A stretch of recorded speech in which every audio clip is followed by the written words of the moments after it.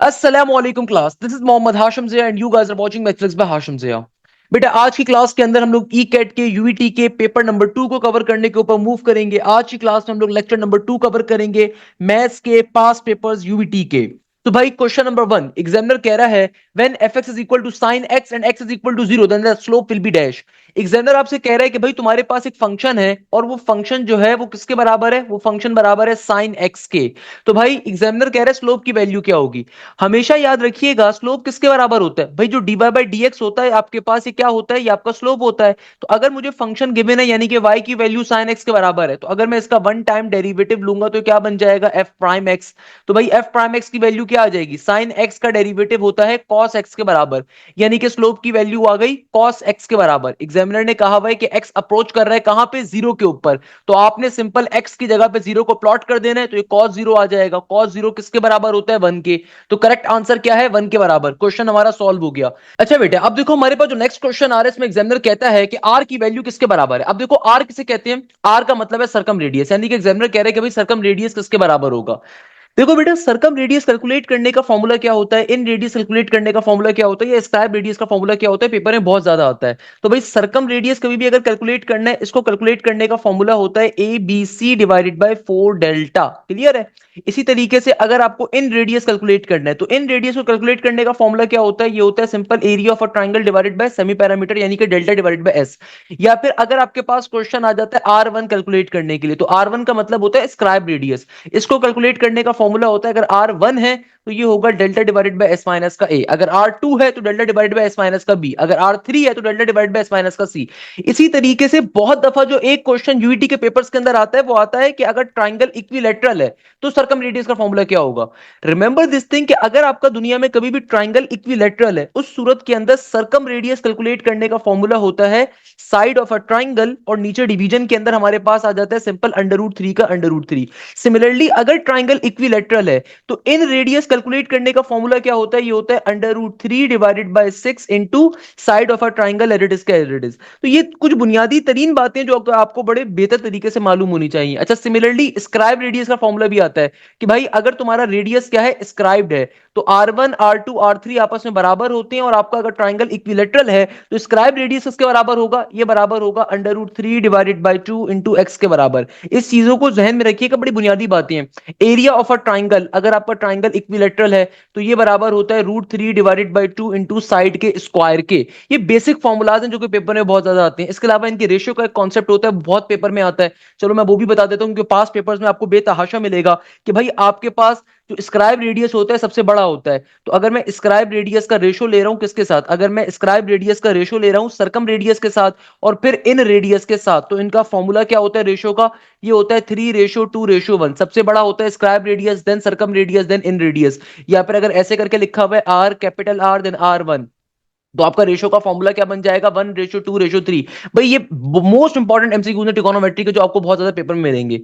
Next question में examiner कह रहा है, देखो हमारे पास जो नेक्स्ट क्वेश्चन आ रहा है ना, इस क्वेश्चन को मार्क कर लो, मोस्ट इंपॉर्टेंट क्वेश्चन है। इस क्वेश्चन में एग्जामिनर कह रहे हैं sine hyperbolic square function plus cos hyperbolic square function किसके बराबर होगा। भाई या तो आपको डायरेक्टली इसका फॉर्मूला मालूम होना चाहिए, अगर आपको फॉर्मूला इसका नहीं आता तो फिर आप इसको नॉर्मल वे में सॉल्व करके तो चेक करोगे।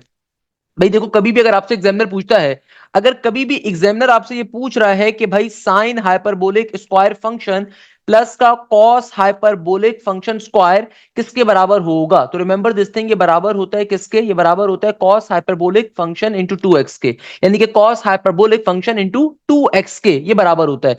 कैसे बराबर होता है भाई, इसके पीछे इसकी बेसिक की लॉजिक होती है कि देखो सिंपल साइन हाइपरबोलिक फंक्शन का फॉर्मूला होता है, दुनिया में साइन हाइपरबोलिक फंक्शन का फॉर्मूला एग्जिस्ट करता है।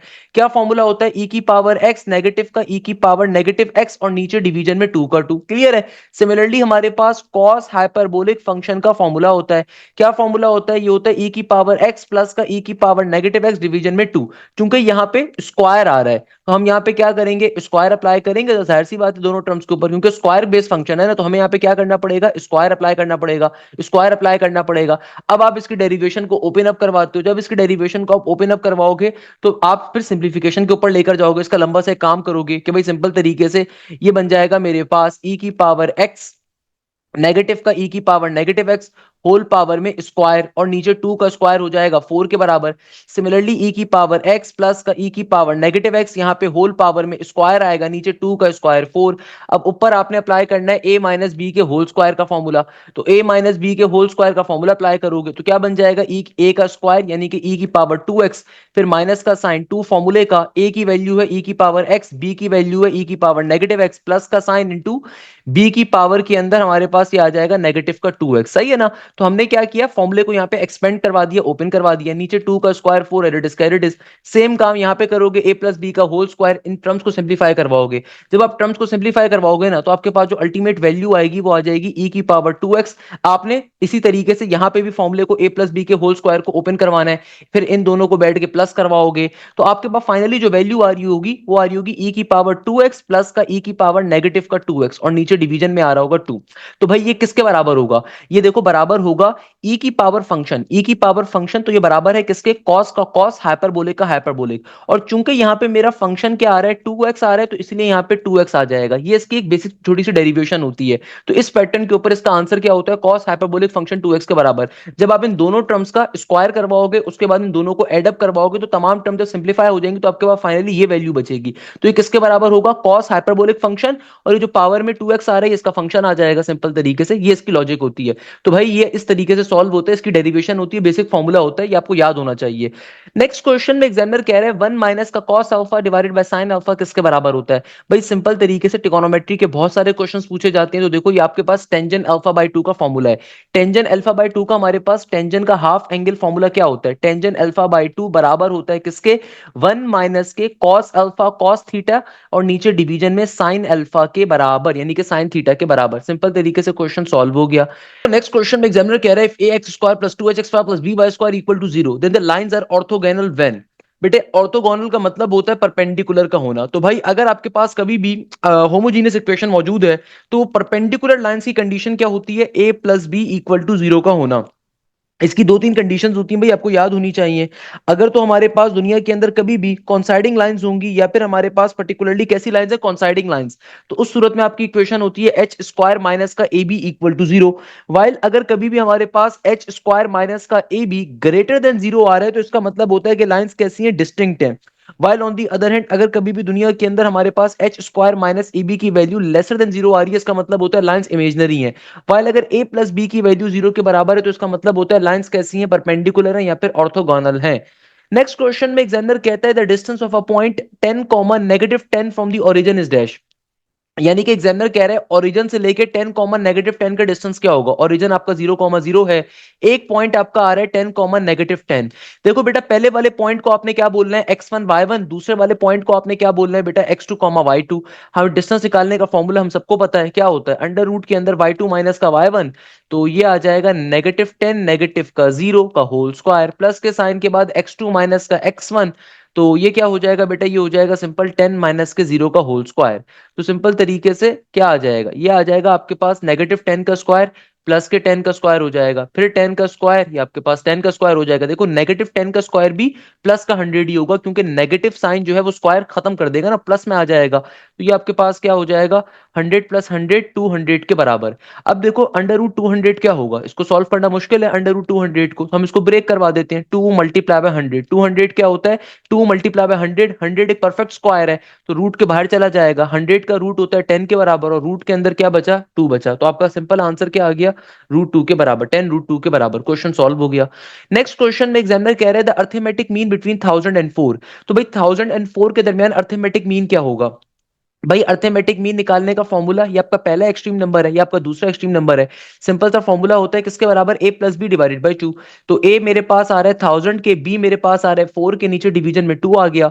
तो ये क्या आ जाएगा, ये आ जाएगा 1004, नीचे डिवीजन में 2 आ जाएगा। 2 1 2 होता है, 2 5 10, 0 का 0, 2 2 4। तो आंसर क्या आ गया 502 के बराबर। नेक्स्ट क्वेश्चन में एग्जामिनर आपसे कह रहा है एरिया ऑफ अ ट्राइंगल बताइए in terms of the side. यानी कि भाई area of a triangle side की फॉर्म में। एरिया ऑफ अ ट्राइंगल के क्वेश्चंस अगेन ट्रिगोनोमेट्री से बहुत आता है। कभी कभार आपको डायरेक्टली साइड्स की वैल्यूज गिवन होंगी, एरिया ऑफ अ ट्राइंगल निकालना होगा। तो simple area of a triangle का फॉर्मूला क्या है, अंडर रूट के अंदर semi parameter into semi perimeter minus का साइड ए इंटू सेमी पैरामीटर माइनस का side B into semi perimeter minus का साइड सी। नेक्स्ट क्वेश्चन में एग्जामिनर कह रहा है अगर साइन थीटा की वैल्यू जीरो से छोटी है और कॉस थीटा की वैल्यू जीरो से बड़ी है, then in which quadrant terminal side of the angles lie. यानी कि देखो एग्जामिनर आपसे क्या कह रहा है, एक बेसिक लॉजिक है। हमें ये बात मालूम है कि दुनिया के अंदर ऑल सिली टॉम कैट्स होता है। ऑल सिली टॉम कैट्स का मतलब क्या होता है कि फर्स्ट क्वाड्रेंट के अंदर तमाम ट्रिगोनोमेट्रिक फंक्शंस पॉजिटिव होते हैं, सेकंड क्वाड्रेंट के अंदर सिर्फ साइन पॉजिटिव होता है, थर्ड क्वाड्रेंट के अंदर सिर्फ टेंजेंट पॉजिटिव होता है, फोर्थ क्वाड्रेंट के अंदर सिर्फ कॉस पॉजिटिव होता है। एग्जामिनर कह रहे हैं साइन की वैल्यू कैसी है, जीरो से छोटी। अब देखो साइन जो है फर्स्ट क्वाड्रेंट में तो पॉजिटिव होता है, इसका मतलब ये क्वाड्रेंट तो नहीं है। साइन अपने क्वाड्रेंट में भी पॉजिटिव होता है, इसका मतलब ये क्वाड्रेंट भी नहीं है। अब या तो तीसरा क्वाड्रेंट है या चौथा क्वाड्रेंट है। आगे एग्जामिनर कह रहे हैं कॉस की वैल्यू ग्रेटर देन जीरो है, यानी कि कॉस पॉजिटिव है। तो कॉस बेटा थर्ड क्वाड्रेंट में कभी भी पॉजिटिव नहीं हो सकता, खाली फोर्थ क्वाड्रेंट एक ऐसा क्वाड्रेंट होगा जहां जहां पे कॉस क्या होगा, पॉजिटिव होगा फर्स्ट के अलावा, और साइन वहां पे नेगेटिव होगा। तो करेक्ट आंसर क्या है, फोर्थ क्वाड्रेंट के बराबर। नेक्स्ट क्वेश्चन में एग्जामिनर कह रहा है अ dice is rolled, what is the probability of getting a number greater than 4। Examiner कह रहा है कि भाई तुमने एक छक्के को नीचे फेंका। एक छक्का क्या होता है भाई, छक्के के कौन कौन सी वैल्यूज होती हैं, 1 2 3 4 5 6। आपने एक छक्के को नीचे फेंका। एग्जामिनर कह रहा है इस बात की प्रोबेबिलिटी बताइए कि आपके पास नंबर ग्रेटर देन 4 आ जाए, ग्रेटर देन 4।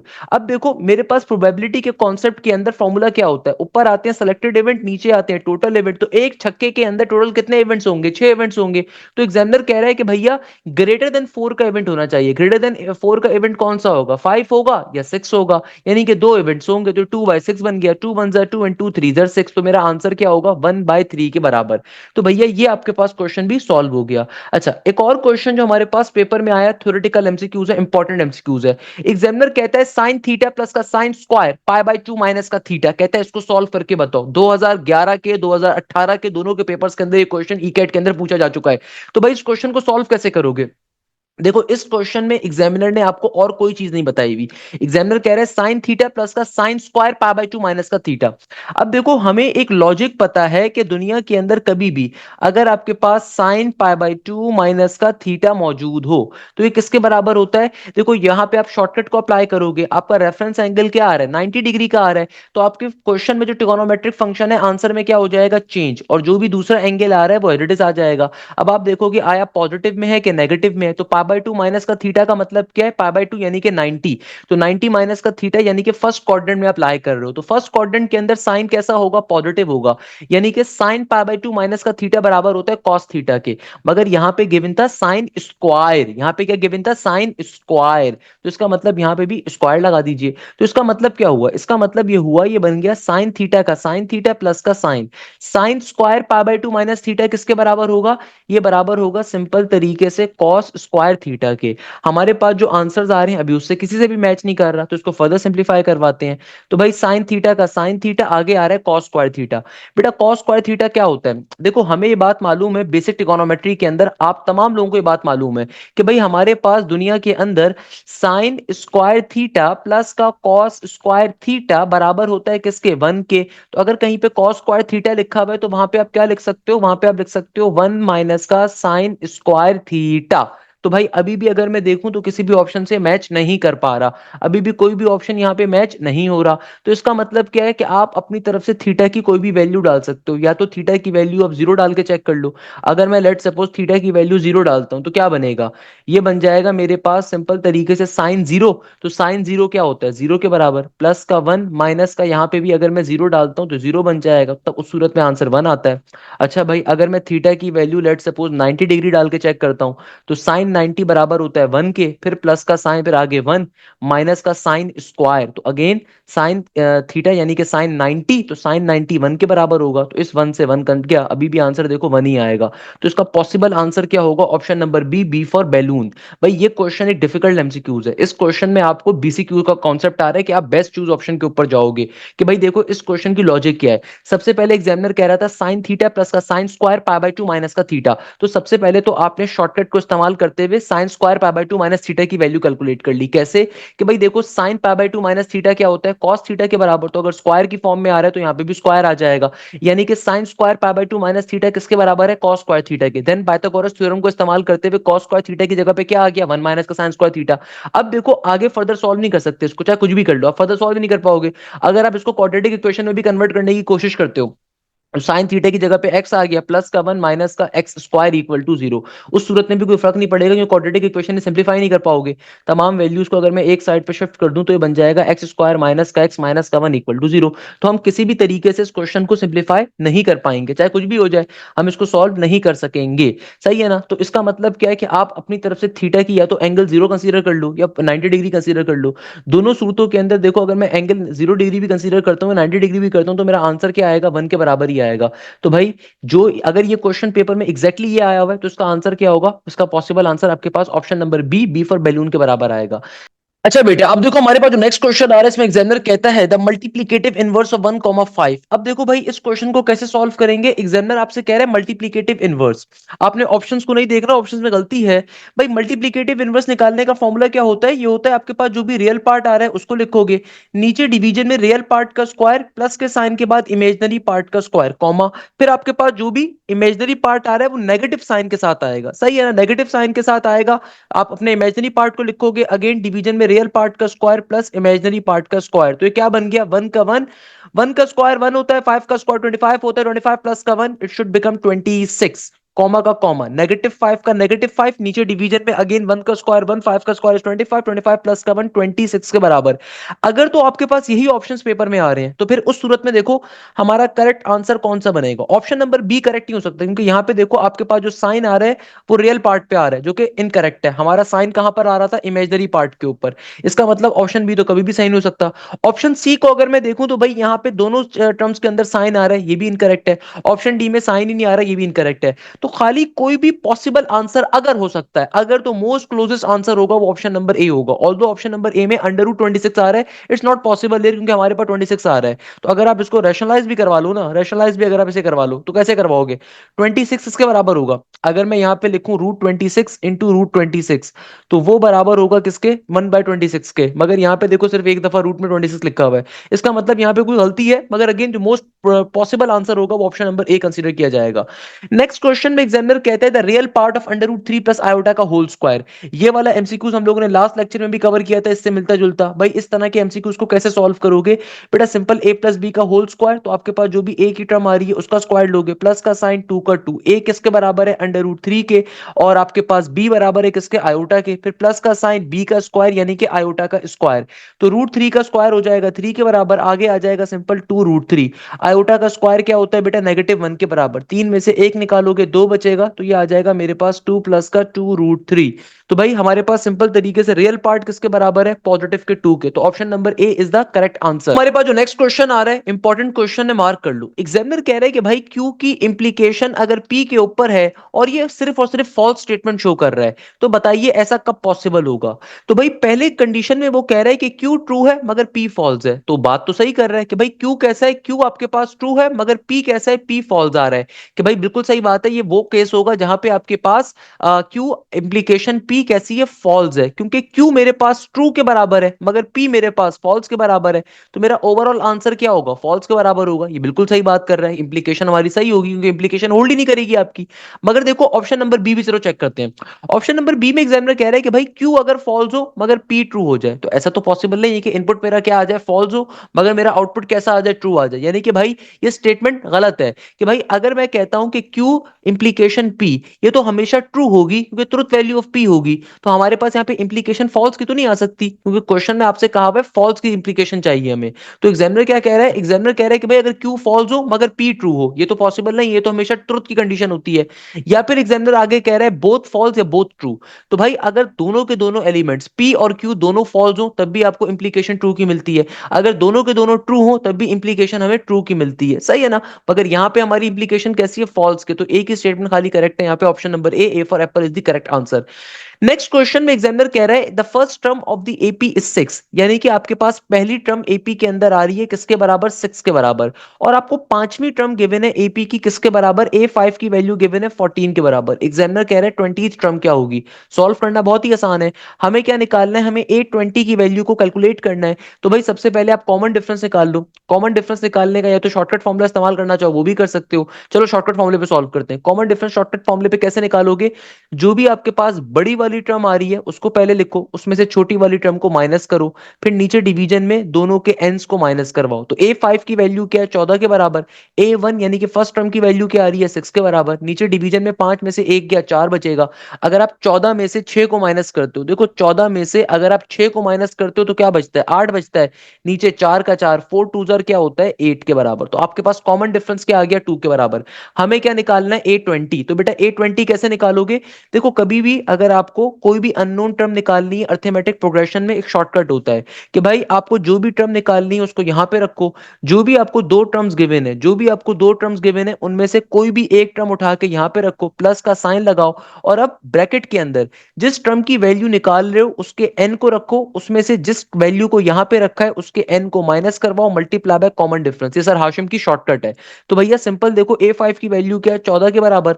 सिंपल 20 में से अगर 5 निकालोगे 15 बचेगा। कॉमन डिफरेंस क्या आ रहा है, कॉमन डिफरेंस आ रहा है 2 का। 15 टू जार 30 होता है, 30 के अंदर 10 कर डालूंगा तो क्या बनेगा, 40, 40 में 4 44 मेरा आंसर आ जाएगा A20 का। आप चाहो तो भाई ए पे भी सॉल्व कर सकते हो, कोई मसले की बात नहीं है, मुझे कोई मसला नहीं है। फॉर एग्जाम्पल आप चाहते हो कि भाई सर आप इस टर्म पे जरा सॉल्व करके दिखाए, तो भाई इसी फॉर्मूले को इस टर्म पे कैसे सॉल्व करोगे, देखो A20 की वैल्यू निकालनी है उसको यहां पे रखा। इस शॉर्टकट को जहन में बिठा लिएगा, बहुत इंपॉर्टेंट शॉर्टकट है। A20 की वैल्यू निकालनी है उसको यहां पे रखा। फॉर एग्जांपल मैं फर्स्ट टर्म, मैं इस वाली टर्म के ऊपर सॉल्व करना चाह रहा हूं, तो आपको जो भी दो टर्म्स गिवन है उसमें से कोई भी टर्म आपने यहां पे रख दी, प्लस का साइन लगाया। देखो जिस टर्म की वैल्यू निकाल रहे हो ना उसके एन को रखोगे, जिस टर्म को यहां पे रखा है उसके एन में से माइनस करवाओगे, मल्टीप्लाई बाय कॉमन डिफरेंस। सही है। तो A1 की वैल्यू 6 के बराबर है, 20 में से 1 जाएगा, 19 बचेगा। कॉमन डिफरेंस क्या था आपके पास, 2 का था। सिंपल 19 को 2 से मल्टीप्लाई करो, हम सबको पता है 19 टू जर क्या होता है, 38 होता है। तो 38 के अंदर 6 को जोड़ोगे तो क्या बनेगा, 38 प्लस का 6 44 ही बनेगा बेटा। तो करेक्ट आंसर क्या आ गया, option number A for Apple is the correct answer. ये क्वेश्चन बहुत दफा पेपर में आया हुआ है, इस तरीके से क्वेश्चन सॉल्व हो गया। नेक्स्ट क्वेश्चन में एग्जामिनर कह रहा है कि भाई तुम्हारे पास एक मैट्रिक्स आ रहा है ए इनवर्स बताइए। भाई 2 by 2 के मैट्रिक्स का इनवर्स निकालना बच्चों का काम होता है, कैसे निकाल दो, कभी भी आपको किसी भी मैट्रिक्स का इनवर्स निकालना है 2 by 2 के मैट्रिक्स का, सबसे पहले क्या निकालोगे, इसका एडजॉइंट निकालोगे। तो भैया देखो एडजॉइंट कैसे निकाला जाएगा, adjoint of the matrix A. Adjoint 2 by 2 का निकालने के लिए जो भी आपके डायगोनल एलिमेंट्स आ रहे होते हैं इनकी पोजीशंस को आपने चेंज कर दिया और नॉन डायगोनल्स को -1 से मल्टीप्लाई करवा दिया। तो 0 इंटू -1 खत्म हो गया, 1 इंटू -1 आ गया। इसी तरीके से इसका डिटर्मिनेंट भी निकाल लो अपने ओरिजिनल मैट्रिक्स का। तो ओरिजिनल मैट्रिक्स अगर मैं डिटर्मिनेंट निकालूंगा तो 1 इंटू -1 आ गया, और माइनस का साइन फॉर्मूले का 0 इंटू 1 0 आ गया। तो मेरे पास सिंपल तरीके से मेरा इस पर्टिकुलर मैट्रिक्स का डिटर्मिनेंट क्या आ गया, -1 के बराबर आ गया। अब इनवर्स निकालने का फॉर्मूला क्या होता है, adjoint of A divided by determinant of A. Adjoint किसके बराबर है, -1 0 और 1। इसको अगर मैं डिवाइड करवाऊंगा डिटर्मिनेंट ऑफ ए के साथ, तो तमाम टर्म्स, तमाम के तमाम एलिमेंट्स -1 से डिवाइड होंगे। तो -1/1 1 बचेगा, -1/1 1 बचेगा, 0 डिवाइडेड बाय 1 0 से कोई भी चीज डिवाइड हो 0 ही बचेगा, 1 डिवाइडेड बाय -1 बचेगा। तो करेक्ट आंसर क्या होगा, 1 1 0 -1। नेक्स्ट क्वेश्चन आ रहा है, ये क्वेश्चन बड़ा इंपॉर्टेंट आ रहा है। एग्जामिनर कहते हैं the fifth term of 1, 3/2, 5/4, 7/8, dot dot dot dot dot. इस क्वेश्चन की देखो लॉजिक क्या है। एग्जामिनर ने आपको बेसिकली एक सीक्वेंस दी हुई है, सीक्वेंस क्या है, 1, 3/2, 5/4, 7/8। एग्जामिनर कह रहे हैं एक आपके पास सीरीज चल रही है, बताइए पांचवी टर्म क्या होगी। अब देखो इस सीक्वेंस की पांचवी टर्म क्या होगी, अगर आप गौर से ऊपर देखो तो ऊपर आपके पास ऑड नंबर की सीरीज चल रही है। अरे भाई ये आईक्यू का कॉन्सेप्ट आ गया एक तरीके से, पहले 1 आ रहा है, फिर 3, फिर 5, फिर 7, तो नेक्स्ट नंबर ऑड क्या होगा, 9 होगा। और नीचे देखो, नीचे मेरे पास 2 का टेबल चल रहा है, पहले 2 की पावर 1 2, फिर 2 की पावर 4, आपके 2 का स्क्वायर क्या होता है 4, फिर 2 का क्यूब क्या होता है 8, फिर 2 की पावर 4 क्या होगा 16 के बराबर। तो आपकी पांचवी टर्म किसके बराबर होगी, 9/16 के बराबर होगी। क्वेश्चन अच्छा बेटा, अब देखो हमारे पास जो नेक्स्ट क्वेश्चन आ रहा है इसको मार्क डाउन कर लीजिएगा, one of the most important question है।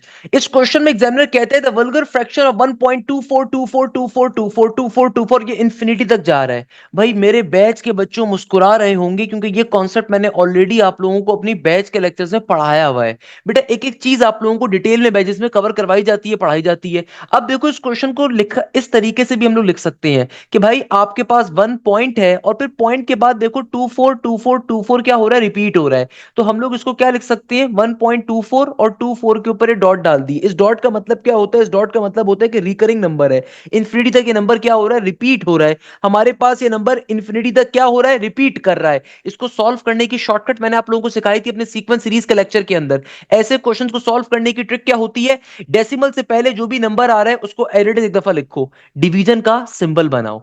अब आप देखो डेसिमल के बाद जो भी नंबर लिखा हुआ है ना उसको एज इट इज आंखें बंद करके लिख दो, सही है, माइनस का साइन लगाओ।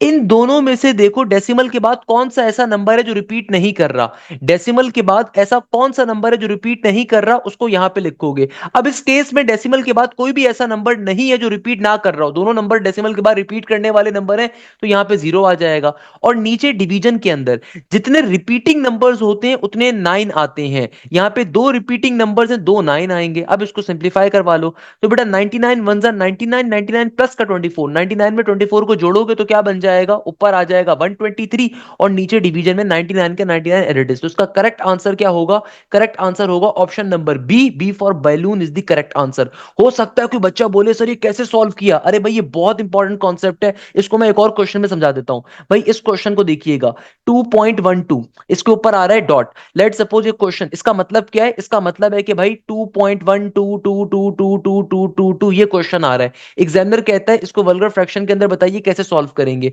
बेटा देखो इसको सॉल्व करने की ट्रिक होती है, सॉल्व करने की ट्रिक क्या होती है वल्गर फ्रैक्शन के ऊपर, कि भाई सिंपल तरीके से सबसे पहले डेसिमल से पहले जो भी नंबर आ रहा है उसको एडिटिव एग्जाम लिखो, फिर आप डिवीजन का सिंबल बनाओगे। किसका सिंबल बनाओगे, डिवीजन का। अब आपने करना क्या है, अब आपने देखना है डेसिमल के बाद कितने नंबर्स आ रहे हैं। देखो डेसिमल के बाद जितने भी नंबर्स आ रहे हैं उनको एज इट इज एक दफा लिख दोगे, लिख दिया। डेसिमल के बाद क्या आ रहा है 1 2, तो 1 2 को एडिट लिख दिया। अब माइनस का साइन।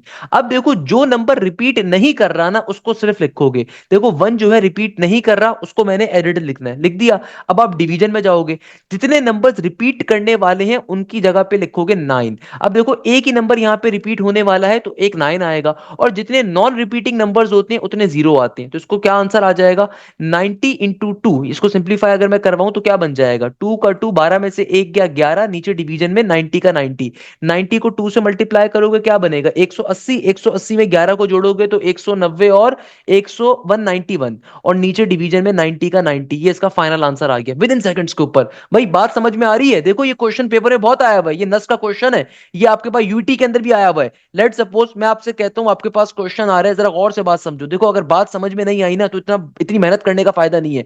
एक और क्वेश्चन देखो इस लॉजिक के ऊपर। भाई ये कॉन्सेप्ट बहुत इंपॉर्टेंट है, मैंने आप लोगों को बैच के सीक्वेंस सीरीज के अंदर ये पढ़ाया हुआ है कि भाई मैं कहता हूं 2.1 232323 रिपीट कर रहा है, तो भाई इसको वल्गर फ्रैक्शन में कैसे लिखोगे।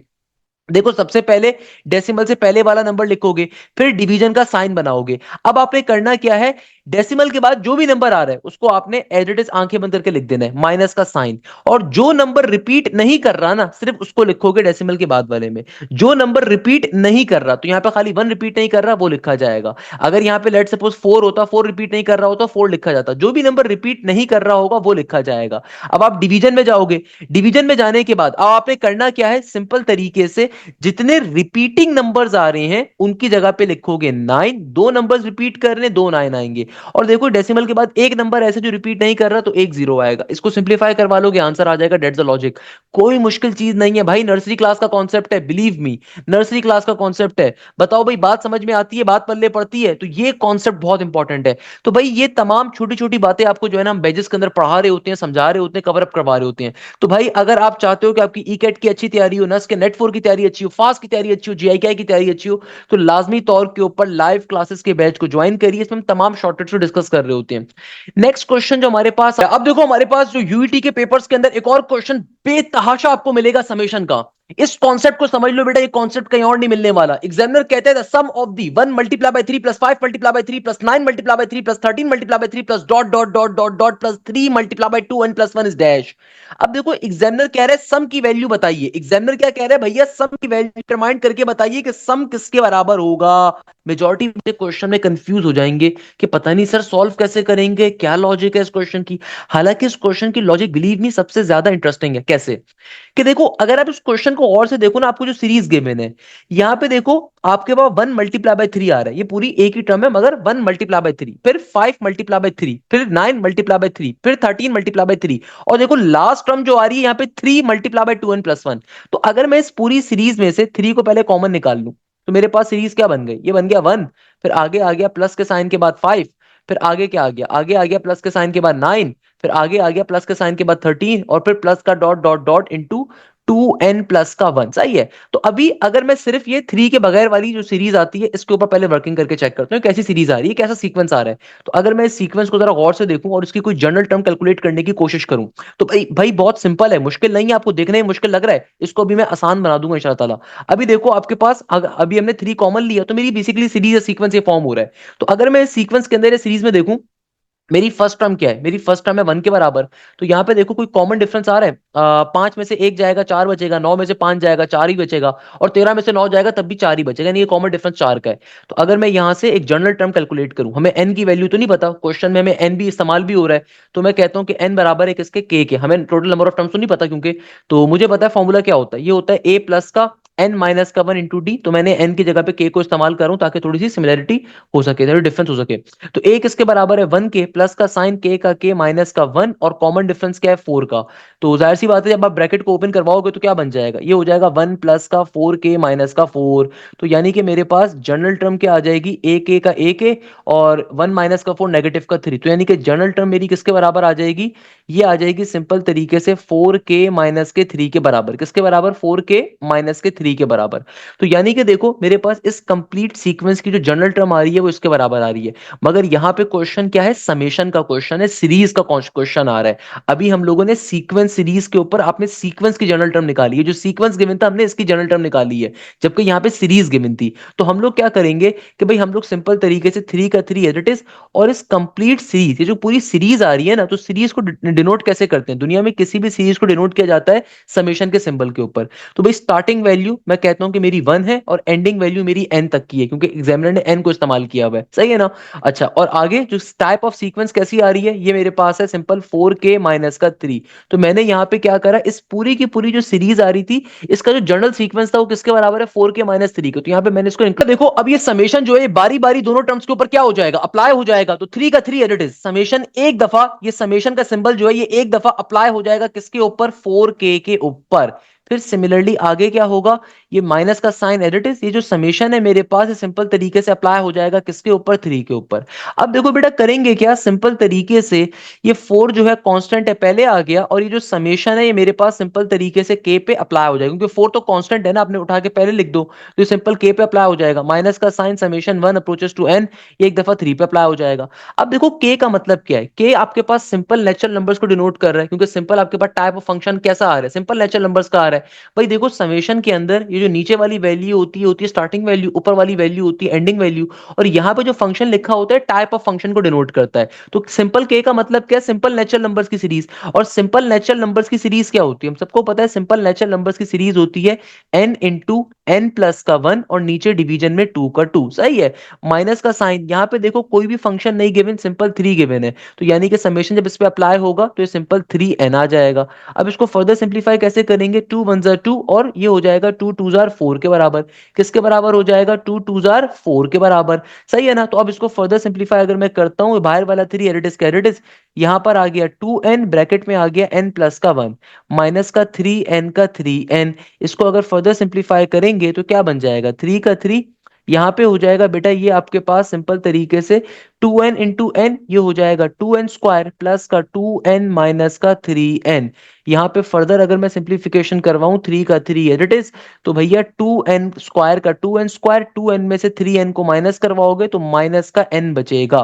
तो यहां से अगर हम सिंपल n को कॉमन ले लें तो भैया मेरे पास ब्रैकेट के अंदर क्या बचेगा, ये बचेगा 2n माइनस का 1। तो जरा गौर से चेक करिएगा, कोई ना कोई ऑप्शन इसके ऊपर जरूर सेटिस्फाई कर रहा होगा। तो ऑप्शन नंबर सी इसको सेटिस्फाई कर रहा है। ये इस क्वेश्चन को सॉल्व करने की लॉजिक थी। तो भाई ये क्वेश्चन, इस तरह के क्वेश्चन आपके पास ई कैट के अंदर यूईटी में बेतहाशा पूछे जाते हैं। लास्ट लेक्चर में भी मैंने आपको दिखाया था कि भैया बेसिक मैथ्स के आपके पास ट्रू फॉल्स के क्वेश्चन हो गए, ग्रुप्स के क्वेश्चन हो गए, सेट्स के क्वेश्चन हो गए, लॉजिकल कॉन्सेप्ट के क्वेश्चन हो गए, इस तरीके से पूछे जाते हैं। ये कोई मुश्किल कॉन्सेप्ट नहीं है, आप थोड़ी सी लॉजिक को अप्लाई करो यार, क्या मुश्किल चीज है इसके अंदर। देखने में आपको बहुत हार्ड लगेगा, देखने में आपको 99% बच्चा सॉल्व नहीं कर सकता इस क्वेश्चन को, मगर अगर आप थोड़ा सा उसको पेन डाउन करो, थोड़ा सा गौर से सोचो उसके अंदर बात क्या की हुई है, आप इजीली पिक कर सकते हो, क्योंकि मुश्किल चीज नहीं है। आपने सबसे पहले 3 को कॉमन लिया, आपके पास टाइप ऑफ सीरीज आ गई 1 + 5 + 9 + 13 प्लस का डॉट डॉट डॉट अपने 2n प्लस का 1।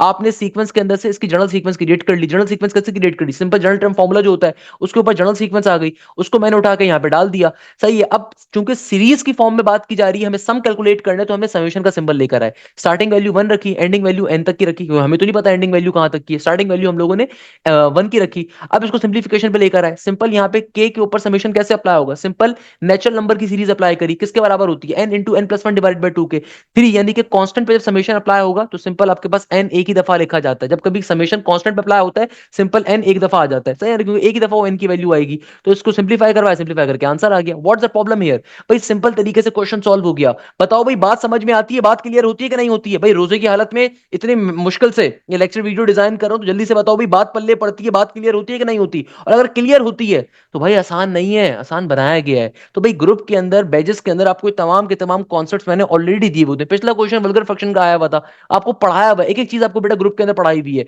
तो भाई न्यू बैच हमारा अभी स्टार्ट हो रहा है। इस बैच के अंदर सबसे खास बात यह है कि आपको तमाम की तमाम चीजें लाइव क्लासेस के अंदर कवर करवाई जाएंगी। चाहे आप ईकेट के टेस्ट 1 की तैयारी करो, चाहे टेस्ट 2 की तैयारी करो, चाहे आप नस के नेट 3 की तैयारी करो, नेट 4 की तैयारी करो, जीआईकेआई की, फास्ट की, एनईडी की, मैरान की, पाकिस्तान की टॉप 25 यूनिवर्सिटीज की तैयारी इस बैच में कवर करवाई जाएगी। ना सिर्फ लाइव क्लासेस होंगी, बल्कि लाइव क्लासेस के साथ साथ जो भी लाइव क्लास होगी उसकी रिकॉर्डिंग भी मिलेगी। आपके प्रॉपर्ली टेस्ट कंडक्ट होते हैं सेम पैटर्न के ऊपर, जिस तरह नस का टेस्ट होता है, फास्ट का टेस्ट होता है, यूटी का टेस्ट होता है, कॉमसेट्स का होता है, प्यास का होता है, जीआईकेआई का होता है, या फिर एनईडी या मैरान का होता है। तो भाई इन तमाम चीजों को अपने बैचेस में कवर अप करते हैं, डिस्कस करते हैं, पढ़ते हैं। तो लाजमी तौर के ऊपर बैच को ज्वाइन करें, अगर आपने अभी तक ज्वाइन नहीं करा हुआ।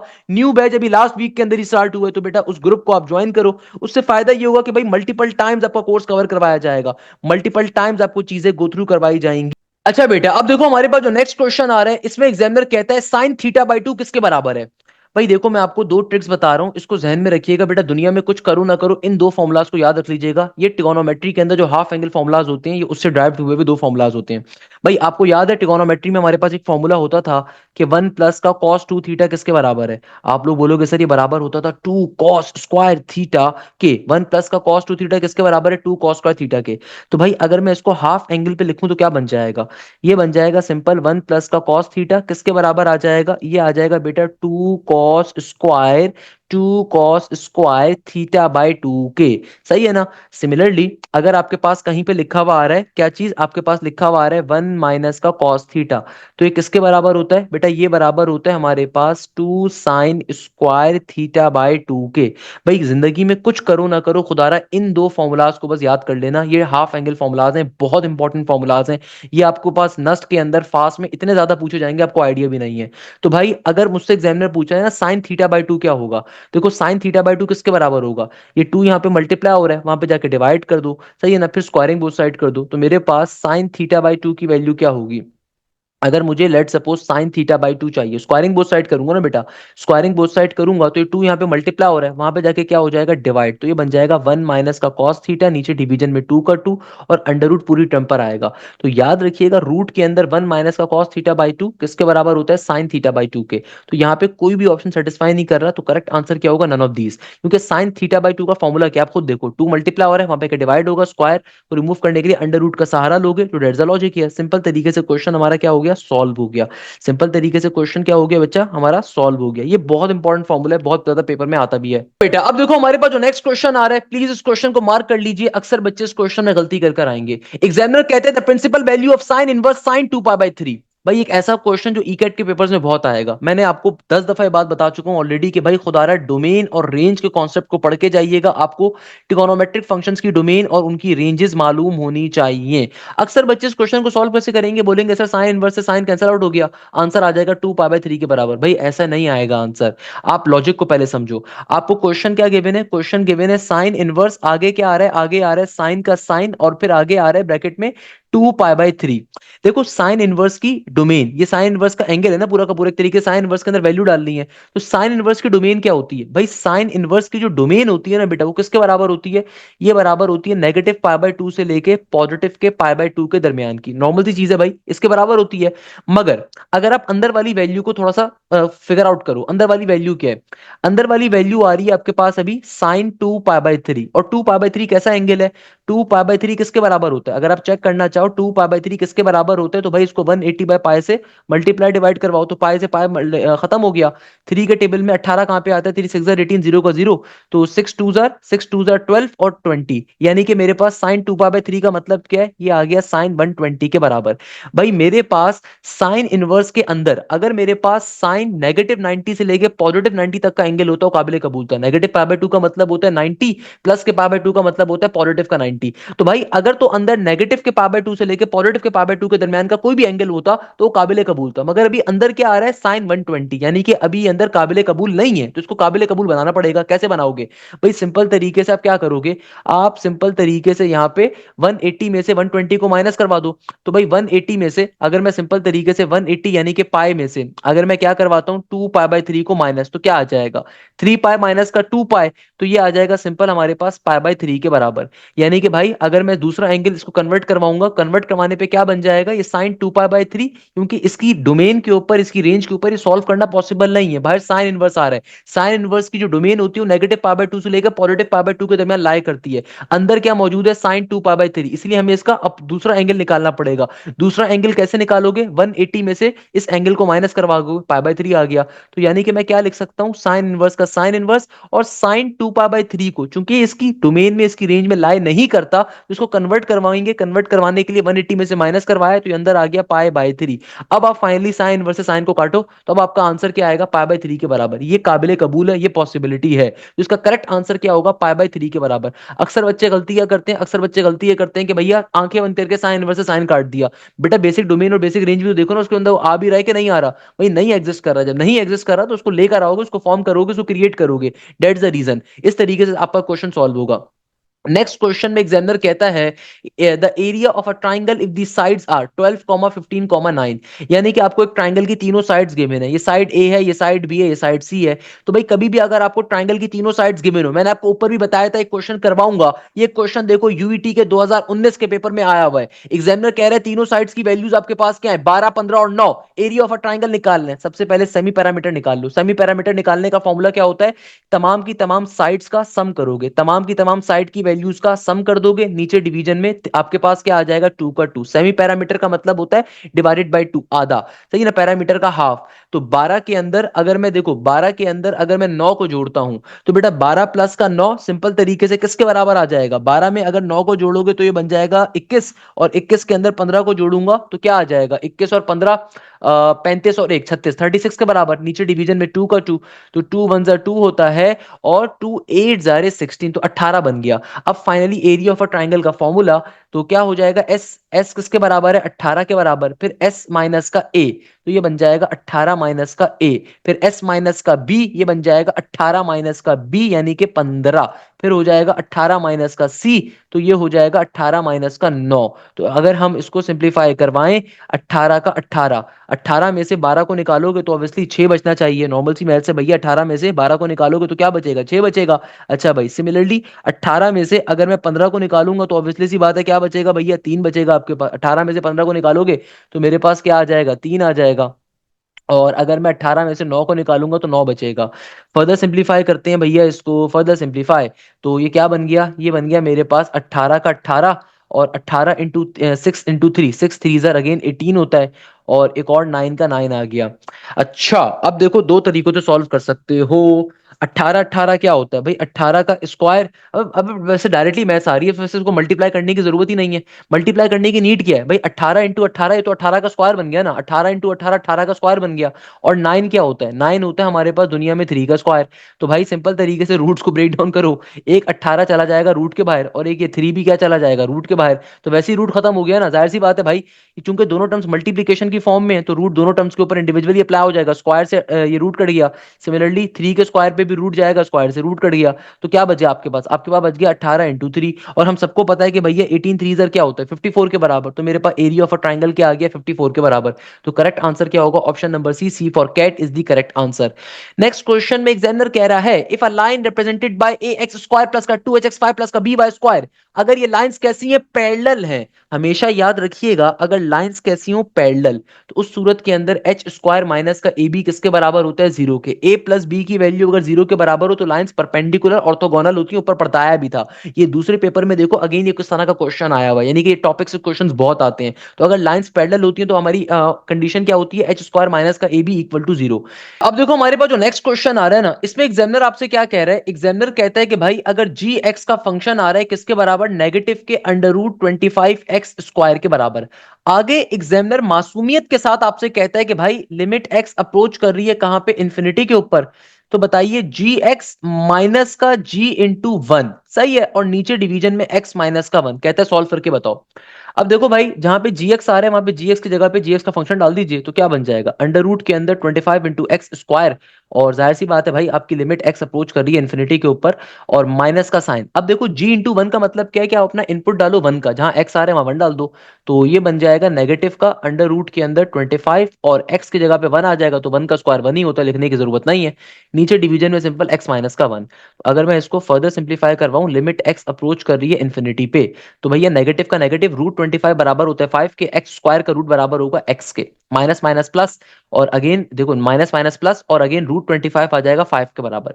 नीचे डिवीजन में आ रहा है एक्स माइनस का वन। सिंपल आपके पास एक रैशनल फॉर्म की इक्वेशन बन गई, वेरिएबल बेस फॉर्म की। और आपकी लिमिट भी इन्फिनिटी पे अप्रोच कर रही है, तो भाई इसको सॉल्व करने की मैंने शॉर्टकट आपको सिखाई थी। कभी भी अगर आपकी लिमिट इन्फिनिटी पे अप्रोच कर रही है और आपके पास रैशनल फंक्शन आ रहा है, तो भाई इसको सॉल्व करने की ट्रिक क्या होती है, सिंपल तरीके से अपनी पूरी इक्वेशन में आप देखो, एक्सप्रेशन में देखो कि आपका हाईएस्ट वेरिएबल कौन सा आ रहा है। इस पूरी इक्वेशन में जो हाईएस्ट पावर वेरिएबल आ रहा है वो एक्स आ रहा है, तो ऊपर से भी उसका आप कोफिशिएंट लोगे, तो ऊपर से उसका कोफिशिएंट नेगेटिव का 5 आ रहा है, नीचे से उसका कोफिशिएंट क्या आ रहा है, नीचे एक्स का कोफिशिएंट 1 है, तो सिंपल वे में इसका आंसर होगा -5 के बराबर। कोई भी ऑप्शन इससे मैच नहीं कर रहा, तो करेक्ट आंसर होगा नन ऑफ दीज के बराबर। क्वेश्चन सॉल्व हो गया।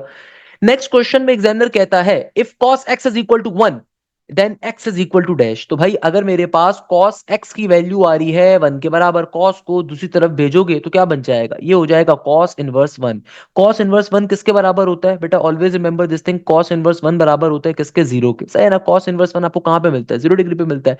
यानी कि इसका मतलब क्या हुआ, इसका मतलब ये हुआ कि भाई मेरे पास मेरा x की वैल्यू क्या आ गई, 0 डिग्री।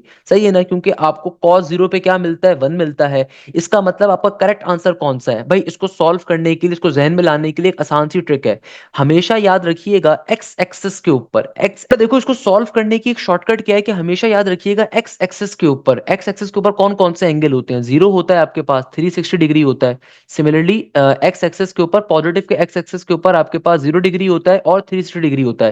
वाइल एक्स एक्सिस के ऊपर हमारे पास 180 डिग्री भी होता है। तो remember this thing, x axis के ऊपर 0 मिलता है, 360 मिलता है, या 180 डिग्री मिलता है। तो भाई cos 0 डिग्री किसके बराबर होते हैं, 1 के। cos 360 भी क्या होता है, 1 के बराबर। cos 180 होता है -1 के बराबर। यानी कि करेक्ट आंसर कौन सा है, तो भाई हमारा करेक्ट आंसर कौन सा होगा, n इंटू पाई। यानी कि भाई आपके पास where n approaches to any integer, कोई भी इंटीजर आ जाए भैया, उसके ऊपर कोई भी आपका मल्टीपल आ जाए, आंसर हमारा क्या रहेगा, सिमिलर रहेगा। आगे एग्जामिनर कह रहे हैं n पाई और n अप्रोचेस टू e। अब e इज नॉट क्लैरिफाई यहाँ पे किस चीज को रिप्रेजेंट कर रहा है, यहाँ पे वो रियल नंबर्स को कह रहा है e, या वो पर्टिकुलरली आपसे कह रहा है इंटीजर्स को ही कह रहा है। अच्छा, और दूसरे ऑप्शन के अंदर वो ऑड नंबर्स का जिक्र कर रहा है, तो वो भी क्लैरिफाई नहीं कर रहा है यहाँ पे, यानी कि वो करेक्ट स्टेटमेंट नहीं फॉर्म करेगा। तो करेक्ट स्टेटमेंट यहाँ पे खाली ऑप्शन नंबर ए फॉर्म कर रहा है, तो करेक्ट आंसर क्या होगा, ऑप्शन नंबर ए के बराबर। अच्छा भाई, नेक्स्ट क्वेश्चन में एग्जामिनर कहता है, अच्छा बेटा अब देखो हमारे पास जो नेक्स्ट क्वेश्चन आ रहा है, इसमें एग्जामिनर कहता है the equation of a straight line passing through -5, -4 having the slope 7। अरे भाई कोऑर्डिनेट ज्योमेट्री का मोस्ट इंपॉर्टेंट कॉन्सेप्ट कैसे सॉल्व करोगे। देखो भाई, आपको एक पॉइंट गिवन है, ये पॉइंट आ रहा है x1 y1, और आपको स्लोप गिवन है किसके बराबर, 7 के बराबर। क्वेश्चन कैसे सॉल्व होगा? अरे बेटा सिंपल तरीके से इक्वेशन बनाने का फॉर्मूला, y माइनस का y1 इक्वल टू के बाद स्लोप, स्लोप होता है m के बराबर इंटू x माइनस का x1।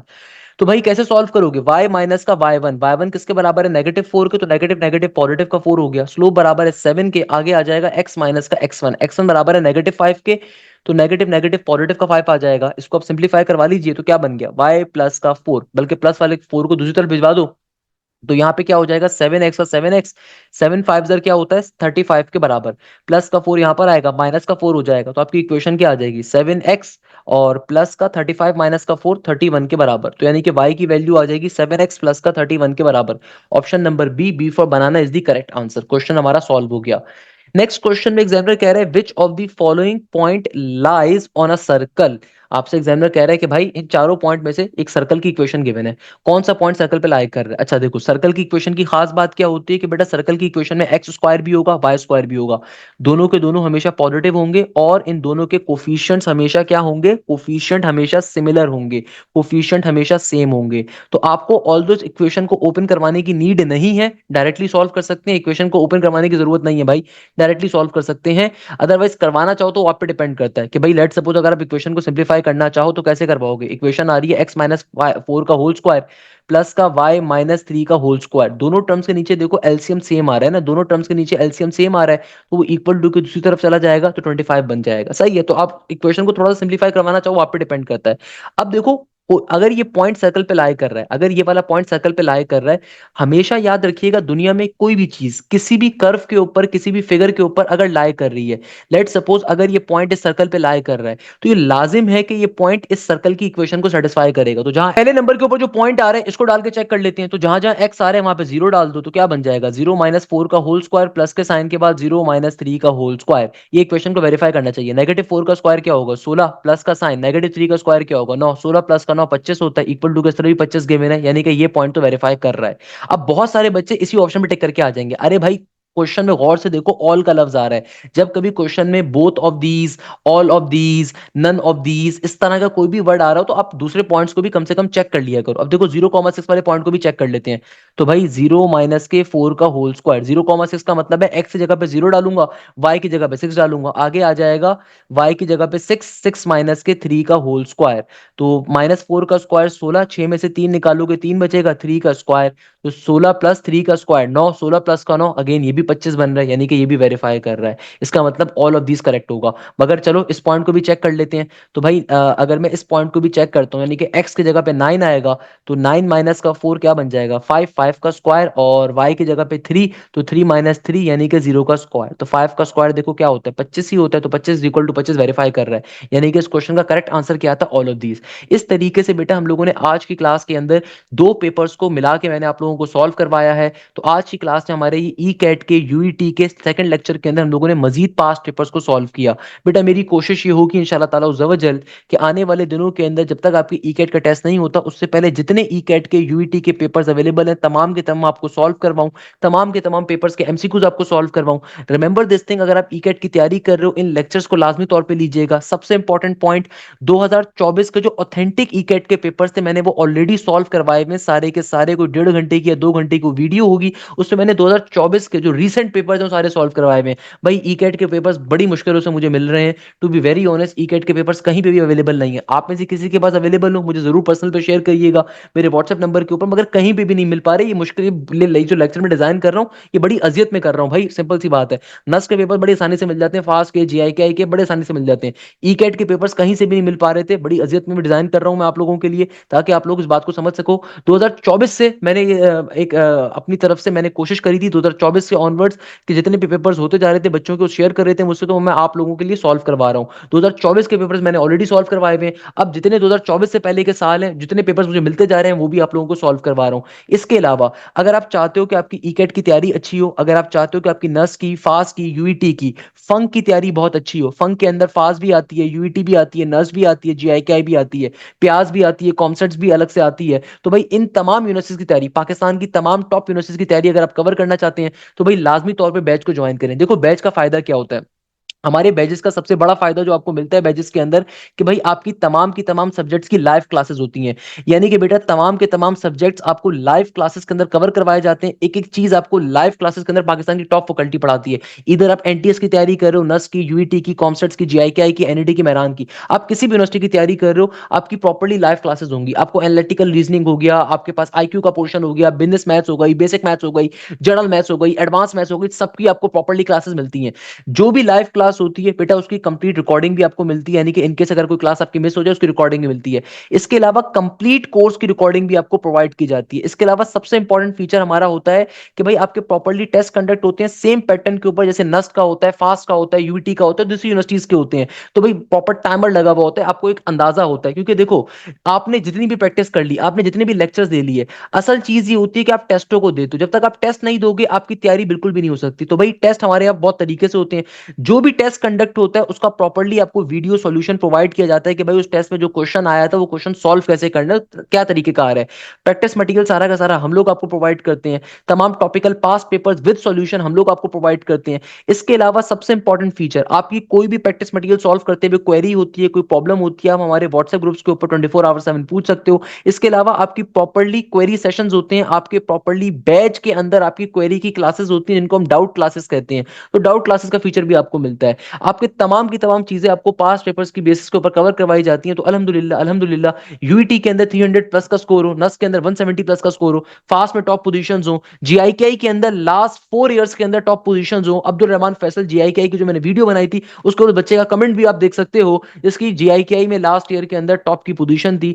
लास्ट के 2023 के अंदर जिस बच्चे की पोजीशन थी मुजम्मिल की, वो भी मेरे बैच का शागिर्द था। इसी तरीके से एनईडी के अंदर टॉप की पोजीशन है, अल्हम्दुलिल्लाह मेहरान में टॉप की पोजीशन है, आईबीए के अंदर फर्स्ट पोजीशन है। तो भाई अगर आप चाहते हो कि आपकी तैयारी भी बहुत अच्छी हो तो लाजमी तौर के ऊपर आप सिंपल तरीके से बैच को ज्वाइन करिए। हम इन तमाम चीज़ों को कवर अप करेंगे, तमाम चीज़ों को तरीके से बैठ के पढ़ाएंगे इंशाल्लाह ताला अज़्ज़ा वजल। तो आपने इस चीज़ का बड़ा ख्याल रखना है।